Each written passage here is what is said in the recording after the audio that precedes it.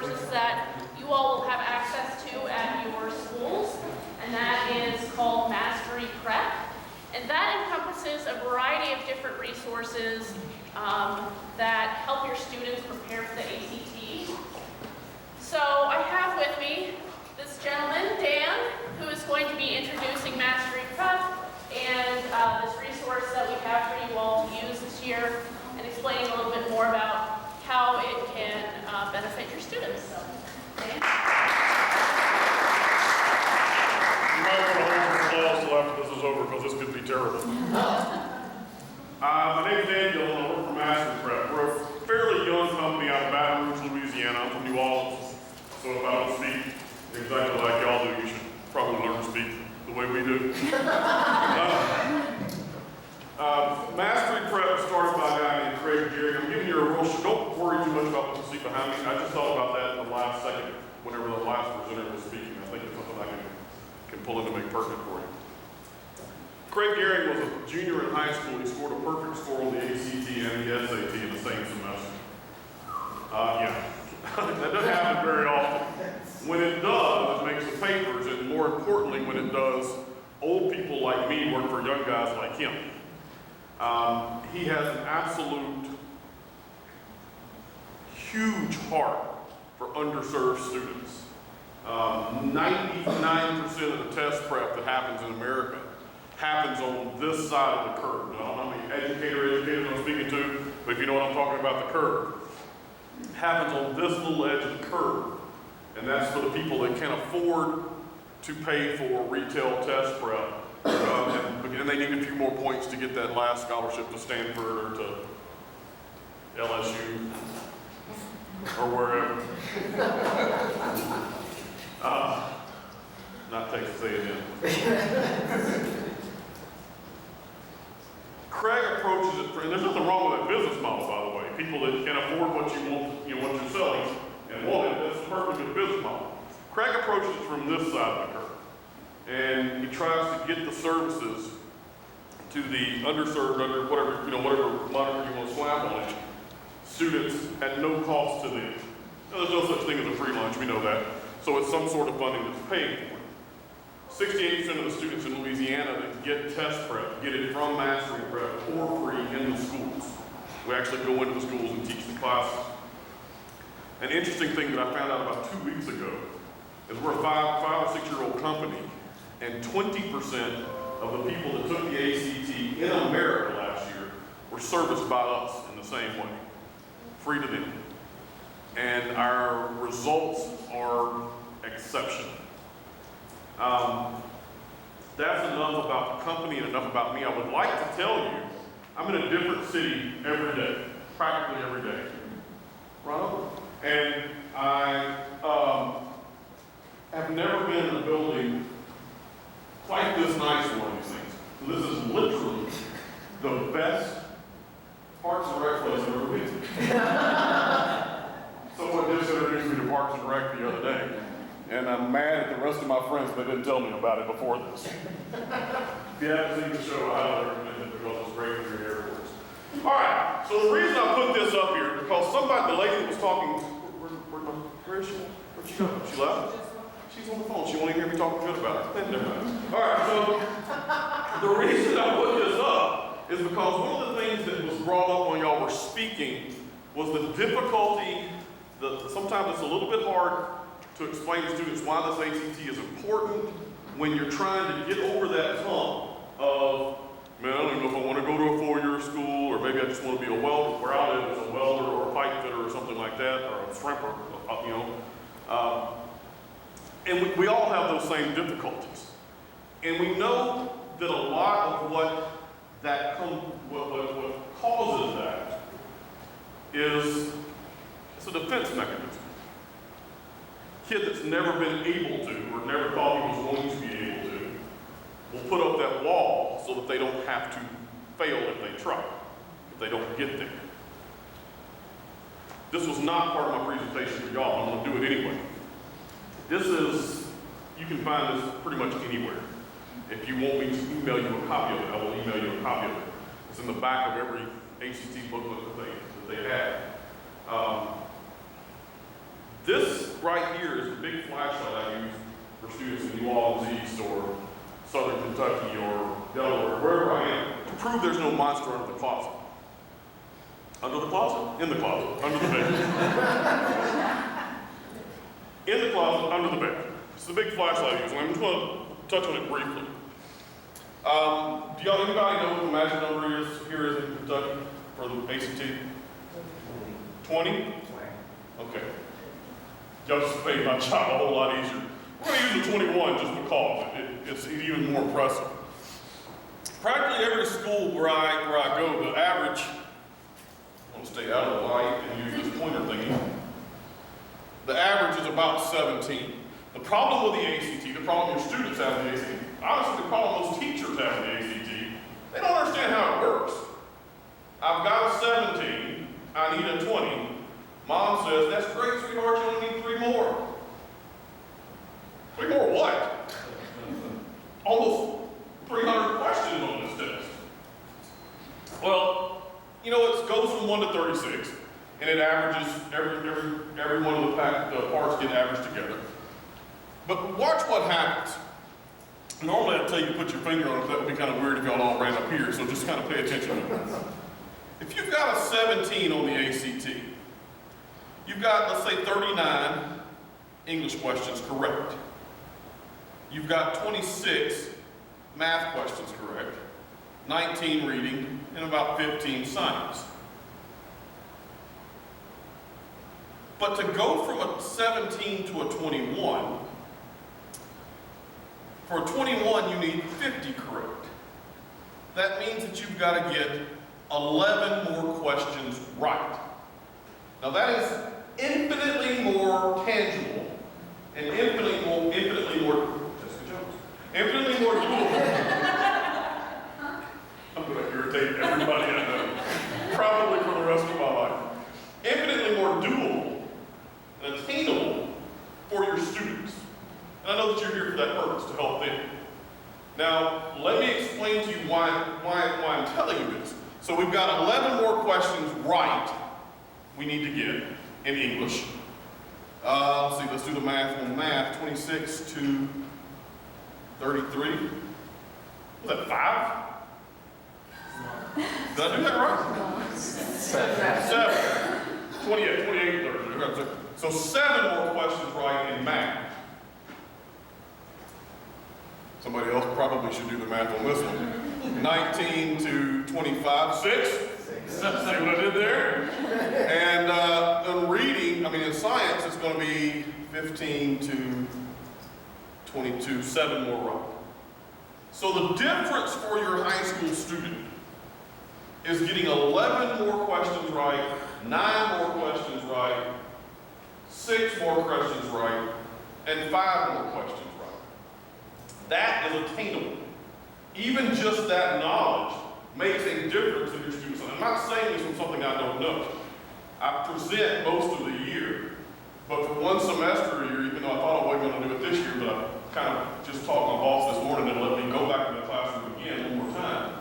I go into the schools where you're going. I'm in New Orleans East. If you've never been to New Orleans, you should go, but not to New Orleans East. I love it, but don't go.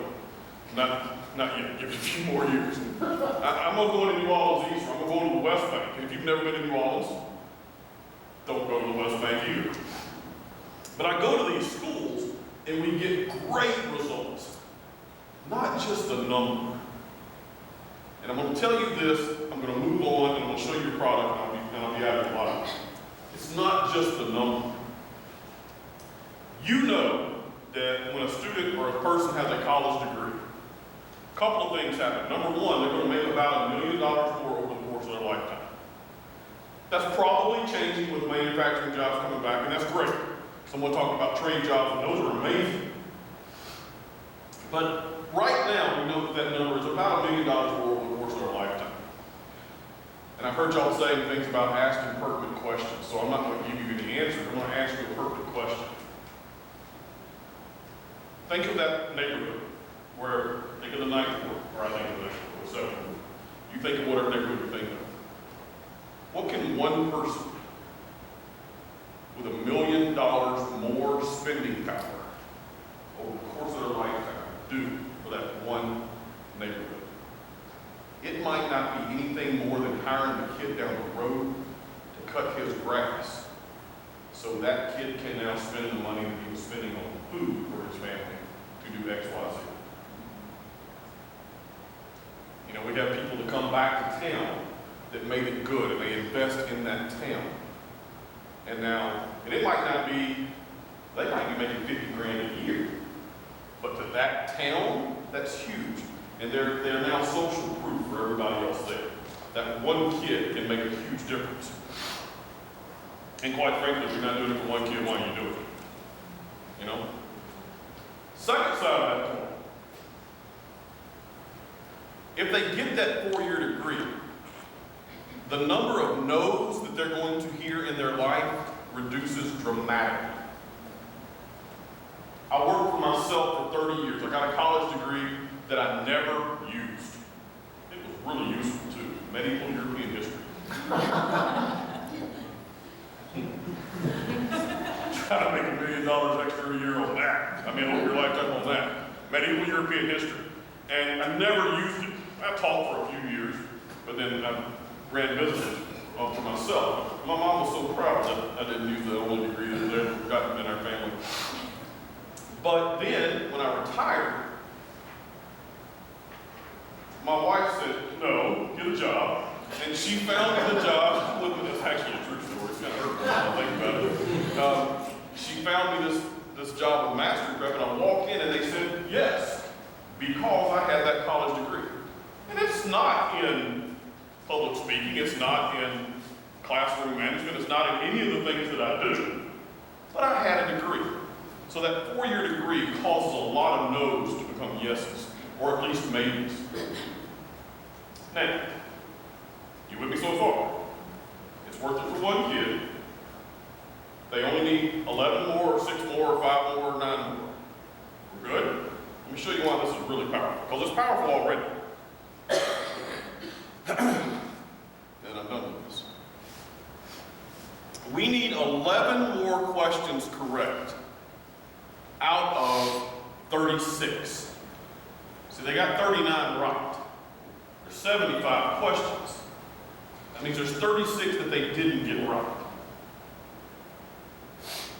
On the ACT, on the English section, they've got 4 shots at any question, right? 4 answer choices. There's a 1 in 4 chance they're going to get it right just by putting their finger down on the left. What if you can help them figure out a way to turn that 1 in 4 shot to a 1 in 3 shot? That's their 11 right there. What if you, using our materials and what we're going to talk about, can help them get to a 50-50 shot? Then what happened to their score? Let's do a little bit of a math problem, a math thing here. What if just half of the time I can get you to a 50-50 shot? We've got how many questions left? 36? 36. Half of that is 18. If you get a 50-50 shot on 18, you're going to get 9 of those right. Then there's 18 more over there that you've got a 1 in 4 shot if nothing else happens. There's your 11 points right there. If we can get them to hold on to what they know and reach out there and finish the test and do the things that you're going to tell them to do using these materials, it's extraordinarily powerful. Watch what happens in math and science and reading. Math, we needed how many more for math? Was it 11 or 6? 9. We needed 9 more out of 34. You can do that math yourself. It takes nothing. 34, 1 in 5 chance in math. It's about 7. It's ridiculous. You're going to get 7 of those if you can just get them to finish the test. Get them to that 33%, or that 1 in 4%, 25%, even on math, and that score goes up. Reading and science are even easier. We needed 6 more and 5 more out of 20 questions. It's exactly the standard guessing rate. You can just get them to finish the test. And if you can do the things that I'm going to show you just very briefly here in a few minutes, their score has to go up. Now, sometimes that math preparation doesn't impress your students that much, but let's try this. Let's lay it all out. I'm at a 21. I want that 21. That means I've got 50 out of 75 correct, 33 out of 60 correct, 25 out of 40 correct, 22 out of 40 correct. 50 out of 75, 33 out of 60, 25 out of 40. That's an F. That is at best a D, depending on your school, a low D. 50 out of 75 is 66%. I don't know what that works out to in your schools, but 33 out of 60 is 51%. That's a solid F on a math test that gets them a 21, that gets them into most state schools. And in many cases, money for those schools. So you ask your students, can you make a D on a test? Dude, I've been training for that my whole life. Right? This is a powerful thing. Now I talked with, what's your name, sir? Keith Ritchie. Keith Ritchie. I'm talking with Keith Ritchie earlier, and we were talking about keys money. I don't know exactly how it works. You probably know a lot better about it because you've got the pamphlet in front of you. In Louisiana, if they've got a 17 or an 18 on their ACT, they'll pay them to go to their 2-year junior college and get their welding degree, or they'll get their, whatever the medical technician thing is, where they go in for surgery. There's something like that here. There's some money out there for them, and that is your motivation. And you know that motivation for your students has got to be, I mean, that's your hook, guys. All right, enough about that. Let me get into the real reason I'm here.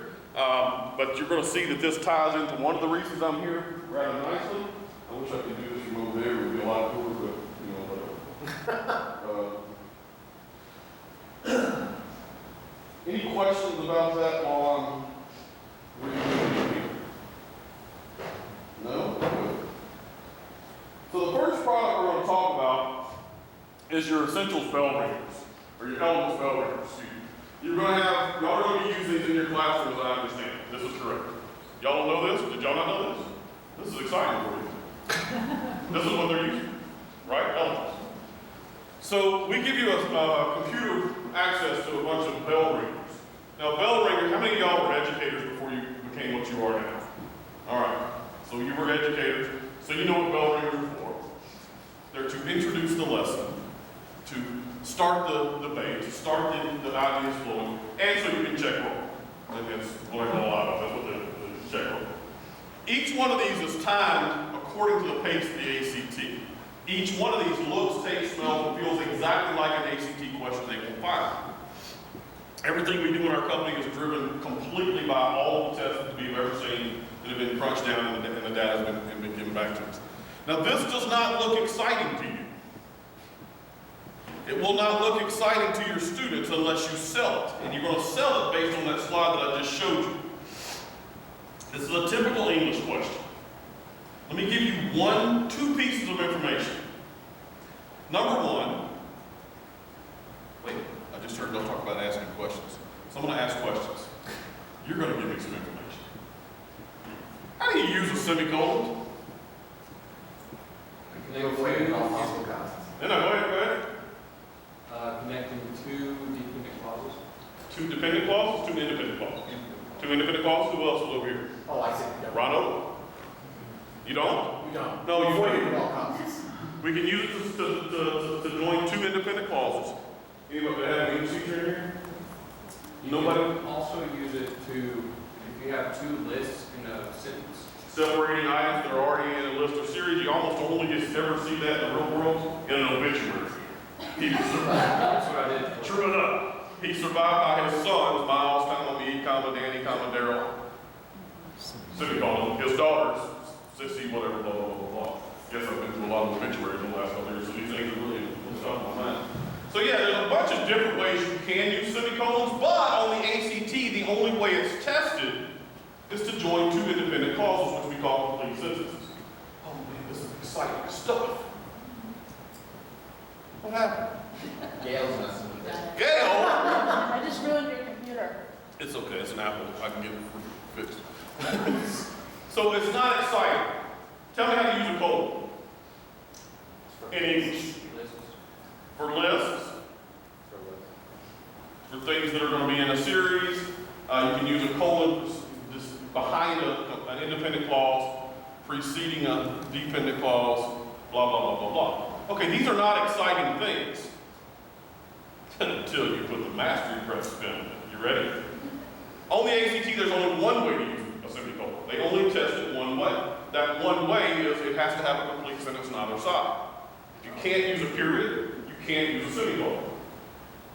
Excited now? On a colon, wait a minute. On a colon, it can only be used one way on the ACT. It is preceded by a complete sentence, followed by a dependent clause that explains something here. Here's your example. He was about to embark on the greatest journey any young boy could, colon, a raft trip down the Mississippi River. Period. Thank you, Mark Twain. Now, that dependent clause explains something in that previous sentence. You excited yet? No? Okay, let's try it like this. My students are no longer going to casually come across semicolons and colons on the English test. They are going to hunt for them because when they find them, they have a binary choice to make, yes or no. So we look for that semicolon in the answer choices. You see that right there where it says C, found semicolon soda cans? Now I only do one thing. I say, in addition to digging for bones, Grant also found. Is that a complete sentence? No. Then we physically put a line through C. I've just taken my students from a 25% shot to a 33% shot. Like that. Their scores are going up that scale. Now we're going to use that colon. In addition to digging for bones, Grant also found. Is that a complete sentence? No. So we physically put a line through, what is that, A? A, no change. Your students are now at that 50-50 shot. Now this is a 3-minute exercise, 45 seconds per question. You've got 3 of them, or 2 minutes, 2-minute exercise. That will pay off almost more than anything else you can do. Because they're learning to falsify answers based on what can't possibly be right. Not excited yet? I can't help you any more than that. That's the best I've done. They're at a 50-50 shot with 2 pieces of punctuation that can only be used one way. And we're going to train them. You're going to train them. I'm going to leave here in a few hours and go to some other part of Kentucky and then Arkansas. Anybody here from Arkansas? Good. We're going to train them to make these decisions based on falsification. That's one of the hugest, that might be a New Orleans word, that's one of the biggest things you can do, most helpful things you can do to help your students make better scores in the ACT, which gets them to the point where they're getting into college of their choice, or at least getting to go to college, period. And I know that it sounds like I'm making too much of this, but when I'm teaching students or when I'm training our teachers, I will spend hours on this. I have like 12 minutes with y'all. I can prove this socially if you'll give me a second. Is that all right? Now, and you can prove it to your students socially too, if they'll just think about it. I'm going to show you the actual best proof in the world for falsification. I don't know if y'all have seen this. Y'all ever seen this thing? Facebook? Yeah. I know it's for old people now, but Facebook or any social media site is proof that falsification is easier. It's easier to prove something wrong than it is to prove something right. You know the person. None of you do it because you're great guys and girls, ladies, whatever. You don't do this, but you all know somebody that in their life, someone posts something on social media and this person comes into the comments and tells them 947 reasons they're wrong. Yeah? Don't point at them if they're in the room. That's happened a few times too. It's much easier. They will never get around to proving why they themselves are correct, but they can tell you why you're wrong. That's falsification. It's very easy to prove something wrong. How much of something has to be wrong for it to all be wrong? One little speck, right? A little leaven raises the whole lump. but it's very difficult to prove something. I'll also prove that the other way is bad, using Facebook. The other way we call confirmation bias. Have you ever been looking for an answer and saw what you thought was the answer and it turned out to be wrong? A young man that I've known his entire life, just the other day, posted on Facebook, I read this lady's article and it confirmed what I've always believed. Blah, blah, blah, blah, blah. Well, all that meant was they're both idiots. Just because you see something that you think is right doesn't mean it's right. And that's a big trap your students fall into. Dude, this is not social media. We're talking about a test. Yes, we are. And that test knows what mistakes your students are going to make. In mathematics, glaringly in mathematics, if the answer is negative 17, 17 will always be an answer choice. If it's a 2 or 3 step problem, the answer to the second step or the first step before you move forward will always be an answer choice. If there is a calculator error your student can make that will still give them an answer, that calculator error will be an answer choice. I was in Albuquerque, New Mexico about 2 years ago, and a kid looked at me and said, 17. And I said, no, sir. And he said, if you're ever called math, you've seen this before. Calculator said 17. And I said, huh? And he got mad at me. And he finally looked for about 30 seconds at his calculator and he went, oh, you know what I'm trying to do? I forgot to do?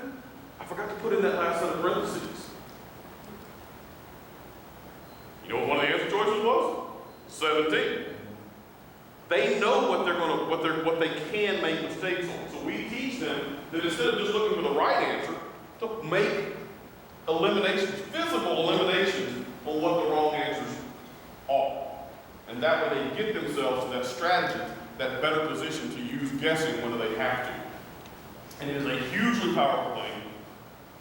Without giving you too much data, or actually much data at all, and too many anecdotes, we routinely in one semester go up 3 points. One semester of classes, routinely student scores raise 3 points on average. My best year ever, my best semester ever, a semester a year and a half ago, in a very diverse school, 4 blocks, one semester, the average increase over the entire 4 blocks was 4.5 points, using nothing more than falsification principles. And that starts with these things right here. It's a pretty simple gig. They see this, and then you can click on it, or you can click on it however you want to, and then it tells you what the correct answer is. But then just to beat the thing up, it tells you why the other ones were wrong. I don't know how much time y'all actually want to be spending in front of students. A lot, and it varies. I mean, it's a fair amount. That's the best answer I've heard all day. Yeah. It's a fair amount. It's a fair amount. So if you've got a fair amount of time, like I have with you today, I have a fair amount of time, you can get them to go through those reasons why it's wrong. Now, personally, myself, and just telling you how I would use these things, I never ask for the correct answer in my classroom. Ever. In my classroom, I never ask a student for the correct answer. I need somebody to ask the question. Why is that? Thank you, Ronald. Thank you. The reason for that is manyfold, and I don't know the students you're going to have, but you probably do. I have a problem with students that sit in the back that will never raise their hands for the right answer. Y'all ever have that problem? How many of y'all are brand new to this and you have no idea what I'm talking about? How many of y'all have never stepped foot in the classroom on that side of the table before? 2 guys, 3 guys. Okay, the rest of you are your pros. You've done this for a while? Not for a while, but before last year. Y'all know what I'm thinking. He's like, you look like my son did. Actually, you probably are my son's age. They're not. So the reason for that is there's kids that don't really want to answer the questions. They'll never raise their hand if it's a matter of I've got to tell them what's right. They have a defense mechanism they're building up. Instead, I ask the students, what can we eliminate here? And suddenly that student in the back that can't tell you what's right, he can tell you what's wrong, at least one time. So your student engagement goes up. Engagement goes up. Student creativity, student involvement, student scores go up. Second, we'll just do this from a practical standpoint. If I ask you, what did you get for number 13? And you say B, and I go, good job, Ryan, B. And I walk on, I haven't helped anybody else in this classroom. And Ryan might have guessed. I might not have helped him. I might have validated his guess, which is great. But you can go back to that little graphic I showed you, and that makes everybody feel good. But I really haven't helped anyone. But when I say, can you tell me something on number 1 that we can eliminate? And he says, C. And I say, why? And he says, well, I eliminated C because you can't use a semicolon in that fashion. Good, put a line through it. And then I say, Jessica Jones, what can you eliminate? And Jessica Jones says, oh, great show. Jessica Jones says, Did you just get Netflix? Did you just get I'm 107 years old. Yeah, I just got that. And I travel a lot. I'm away from my family constantly. I have nothing else to do. And so I was like, Jessica Jones, what do you eliminate? She said, well, I don't know what the answer is. Do you know what's wrong? Well, I think that colon's wrong because it doesn't have a complete sentence right. And then we do that one more time. And then we tell why the right answer is right. And I'm talking about something that happens in 2 to 3 minutes in your classroom. You've just gotten 4 times the learning and engagement for any one question. It is an extraordinarily powerful tool. The process of elimination is one of the most powerful things you can use in your classroom. You couple that with this other stuff that I've been looking at up here about asking those good questions, asking Socratic questions. I don't know if you've ever heard that. I invented a thing called the Socratic dialogue. I'm not quite that old. But we're big on that because now the students are discovering it for themselves. I give them a fact. Thank you. I give them a fact, and based on that fact, and very often it's a binary choice, they start that journey of learning things and figuring things out for themselves. They are empowered. They know that they can. Instead of no, I can't, or no, we can't, suddenly it's si podemos, or si se puede. So se puede, I'm sorry, I teach a lot of bilingual students. Yes, we can. And then that rising tide lifts every boat in the classroom. And that's a powerful thing. This is your essentials deal. Click through another one. Again, I'm going to tell you that it looks exactly like the ACT, which is important because your students do not read on a college level. And they certainly don't read on a college level according to the Chicago Book of Style. And that's how the dang ACT is written. They'll see it like this and get immersed in it every day. Again, we can use the same. Oh, look at this one. We've got 2 semicolons here. For instance, the boots used in the military are the same as those from World War II. Is that a complete sentence? Yeah. They're incredibly durable, reliable, and act as a symbol for what the soldiers stand for. Is that a complete sentence? Yeah. So we know that we can use the semicolon there, right? Which one of these semicolons are we going to use? This one or this one? The one's the correct version of there. Well, what's wrong with this one? That's because That's a person that possesses, right? You know it's a person that possesses because it has the word air in it. You like that? All right? You didn't get that off Netflix, did you?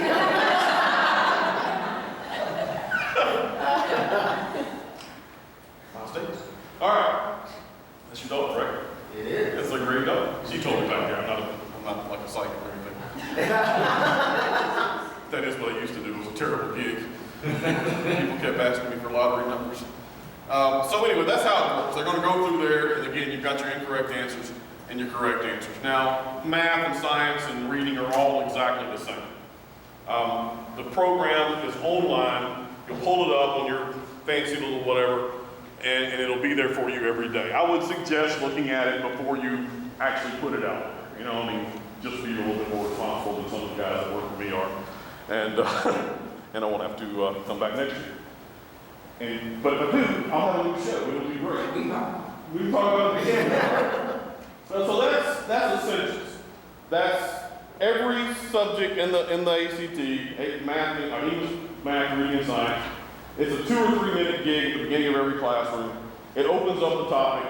If you're going to use this in conjunction with the acrobatic or the elements that I'm about to show you, then this is a really good way to get the ball rolling. You can use this one for this lesson, that ties into whatever lesson they're doing on the online program.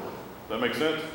All right, so I'm going to go ahead and get out of this and show you the really dull thing. It's not that dull, to be honest with you, that we've got here. So I know that you've just gotten login information on this. If you have not checked your email and got, how many of y'all have seen what I'm talking about? The email that gives you your login information. Cody has. Come on, guys, let's get with it. You're going to get an email probably from Monet, and it's going to have your login information and tell you where to go and to do the online mastery prep thing. This sets up the course. This is the course that your students are going to have to sit down and close my clicker, then you won't do this for me. This is going to be really irritating, so I apologize already.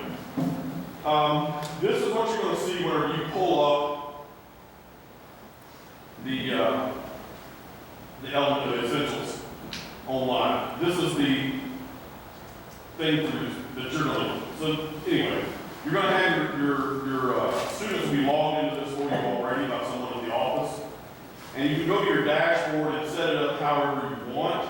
It asks a bunch of questions, or rather answers a bunch of questions. You can add questions that will break down for your data if you're doing that kind of thing. What I'm talking about was how often my students busy in the course. Are they actually logging in? Where they spend their time? So how well they're learning. You can get it graphically. It shows you how well they're learning, how well their self-assessments are. At the beginning of the lesson, they thought I knew how to do this, but then we found out that it was a lie, or that they were right. And where they have the difficulty, you can customize this for yourself. It's on the learning dashboard. If you don't like pie charts, you can change the pie chart to something else.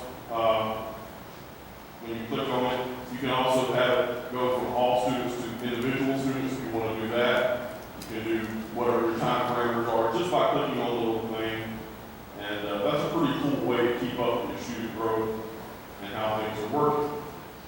Go back and click on the acrobatic button, and it will take you back to your dashboard. I did not know that for about 3 years when I was using this.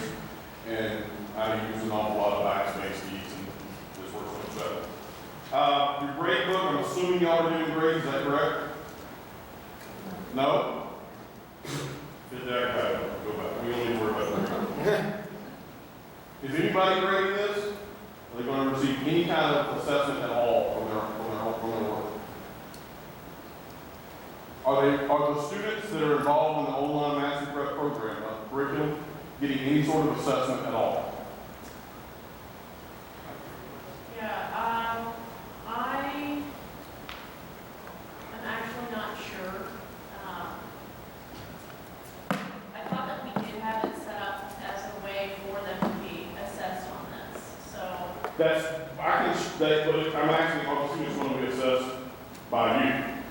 By me personally? By the coach. By y'all? You y'all, right? Yeah, by all. You know what? I'm going to show it to you. You can do what you want to with it. That's So let's go. That's solid. You can have information what the all said in, right? All right, so here's how it works. It's a grade book. It's online. It does it automatically. It's not that big a deal. It goes by every student that gets plugged in there. You can see exactly how they did on every single quiz or every single test. You can click on that and it'll tell you when they tried it. Can y'all see that up there yet? You know, when they tried it, how many attempts they did, and stuff like that. Then you can also go and click this little jewel, view student work, which will take you to the actual spot where they were doing the work. Now you can get to the same spot about 75 different ways. Up until a few years ago, I didn't know that. This is a much easier way to do it. So go ahead and do it that way. And you can actually look at the attempt that they took and see what they did. Okay, they got this one wrong. They got this one right. They got, blah, blah, blah, blah. You can do that individually for every student in the class. It's pretty cool. It's like plug and play. You guys that have had Netflix for more than 6 months, you probably know how to do this stuff anyway. Dude, you're cool with me. Anybody brings a dog over like this? Wow. Until they stop me. I'm the same way. So we click on acrobatic.